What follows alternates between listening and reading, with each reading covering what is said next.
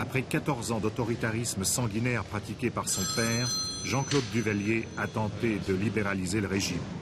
Héritant d'un pays au bord de la faillite, il lui a fallu solliciter une aide américaine. Pour cela, la répression a dû revêtir des habits neufs. Sous l'impulsion de l'administration Carter, le gouvernement s'est même vu obligé de tolérer un embryon d'opposition et une presse plus critique. Mais il est impossible d'être à la fois démocrate et président à vie. Désormais, la parole est à la répression.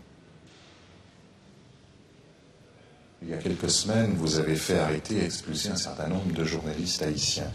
Alors, qu'est-ce que ça signifie? Est-ce que votre politique a changé? Non.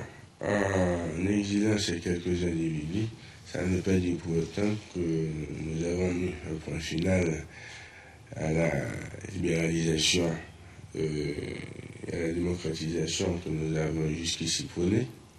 Au contraire, nous avons voulu en quelque sorte la protéger parce que ces individus voulaient arriver à une déstabilisation du gouvernement en collaboration avec certains pays et certains groupements de l'opposition. Ce sont toutes ces raisons qui nous ont portés à réagir et à demander à ces messieurs de laisser le pays avant d'arriver à des solutions extrêmes. Parce que nous avons toujours agi de la sorte, nous avons toujours voulu prendre des mesures préventives. Et dans votre libéralisation, vous pensez qu'un jour, il y aura des partis d'opposition qui auront droit à la parole dans le pays? Il y a deux partis qui existent jusqu'à présent. Et l'opposition aussi? Oui, il y a deux partis d'opposition qui évoluent normalement et qui, à aucun moment de la durée, n'ont jamais été inquiétés. Quel parti? Le fameux parti de Sylvio Claude et celui de... j'ai oublié son nom. C'est un économiste. Qui vous ont inquiété à un moment donné? Quoi? Qui vous ont inquiété, visiblement? Non, pas du tout. Pas du tout. Ils ont pu évoluer normalement, comme dans n'importe quel pays. À la seule différence qu'au moment où le président s'exprime ainsi, Sylvio Claude, menacé d'expulsion, est en prison depuis plusieurs mois. Quant à Grégoire Eugène, chef du deuxième parti d'opposition, il a déjà été contraint à l'exil.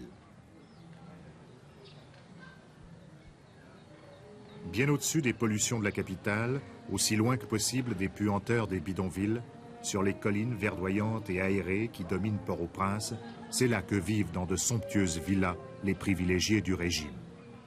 Mais face aux caméras étrangères, les portes de leur propriété restent closes. Officiers de la milice ou de l'armée, ministres anciens ou futurs, grands commerçants, exportateurs de café ou industriels, ils se veulent partisans du jean-claudisme, si ce n'est par conviction, au moins par opportunisme. Leur confiance dans l'avenir du régime a ses limites. La plupart d'entre eux préfèrent investir leur fortune à l'étranger et assurer ainsi leurs arrières.